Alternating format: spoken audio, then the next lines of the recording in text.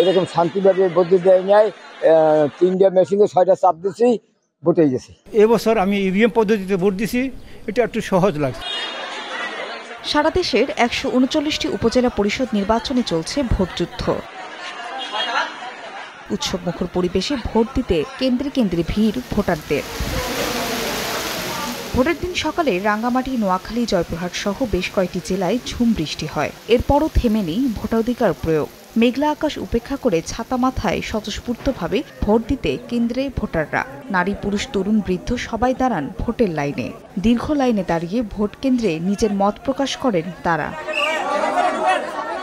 প্রতিটি কেন্দ্রেই চোখে পড়ে ভোটারের উপস্থিতি। প্রথমবারের মতো ইভিএমে ভোট দিতে পেরে দারুণ উচ্ছ্বসিত ভোটাররা। জীবনে বহুত ভোট দিছি এবং প্রথমে ভোট দেই, এবং এবছর আমি ইভিএম পদ্ধতিতে ভোট দিছি, এটা একটু সহজ লাগছে। সকাল সকাল বৃষ্টি হচ্ছিল, এই জন্য আসতে পারতেছিলাম না। সকাল সকাল এসে ভোট দিয়ে ফেলছি। আমরা খুবই সন্তুষ্ট যে এত সুন্দর সুষ্ঠু পরিবেশে ভোট আমরা দিতে পারতেছি। বয়সের ভারে নুয়ে পড়েছে শরীর, হাতে পায়ে নেই জোর। এরপরও থেমে নেই ভোটাধিকার প্রয়োগের প্রবল ইচ্ছা।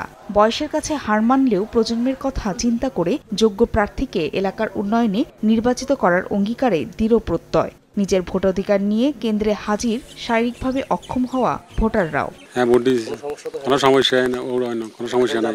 এরকম শান্তিভাবে ভোট দেয় নাই। 3টা মেশিনে 6টা চাপ দিছি, ভোট হয়ে গেছে।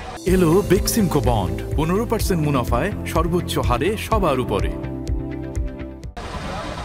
এদিকে ভোট নির্বিঘ্ন করতে নির্বাচন কমিশন ও প্রশাসনের পক্ষ থেকে জোরদার রয়েছে নিরাপত্তা। প্রতিটি কেন্দ্রে আমাদের 3 থেকে 4 জন সশস্ত্র পুলিশ, একজন পিসি, একজন এপিসি, 10 জন আনসার সদস্য এবং চৌকিদার দফাদার দিয়ে সাজানো হয়েছে। প্রথম ধাপে 139টির মধ্যে 22টি উপজেলা ইভিএম এবং বাকি উপজেলাগুলোতে ব্যালট পেপারের মাধ্যমে ভোট গ্রহণ চলছে। ফাহরিয়া ফারজানা, সময় সংবাদ।